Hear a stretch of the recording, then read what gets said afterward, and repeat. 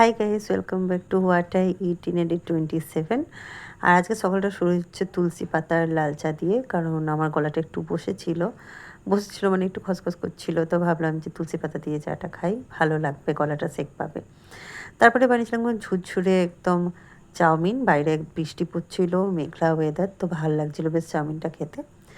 আর তারপরে দুপুরের খাবারে ছিল বেগুন, আলু, উচ্ছে দিয়ে ভাজা, আর ছিল ঝিঙে আলু, সেটা তিল দিয়ে একটা তরকারি। আমার শাশুড়ি খুব সুন্দর বানায় এটা, তো ওইগুলো দিয়ে আমার ভাত খাওয়া হয়ে গেছিলো।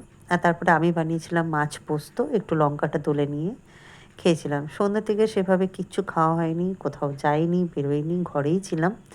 দুটো খালি বিস্কুট খেয়েছিলাম, তো সেটার আর কি ভিডিও নেব। একদম রাতের খাবারে চলে গেছিলাম। তাই ডিনারে হয়েছিল এরকম দেখতে পরোটা আর আলুর তরকারি। আলুর তরকারিটা আমার বর বানিয়েছিল, খুব সুন্দর হয়েছিল খেতে, আর পরোটাটা আমি করেছিলাম। তো পরোটাটাও বেশ নরম হয়েছিল, দেখলেই বুঝতে পারবে যে কীরকম দুটো আঙুলেই ছেড়ে যাচ্ছে একদম আশা নিচে, খুব সুন্দর লাগছিল খেতে। আর আলুর তরকারিটা দিয়ে তো আরোই ভালো লাগছিলো। আমি ওইটার মধ্যে একটু লঙ্কা নিয়েছিলাম, কারণ আমার লঙ্কা না হলে আমার ফার্স্ট বাইট পূরণই হয় না।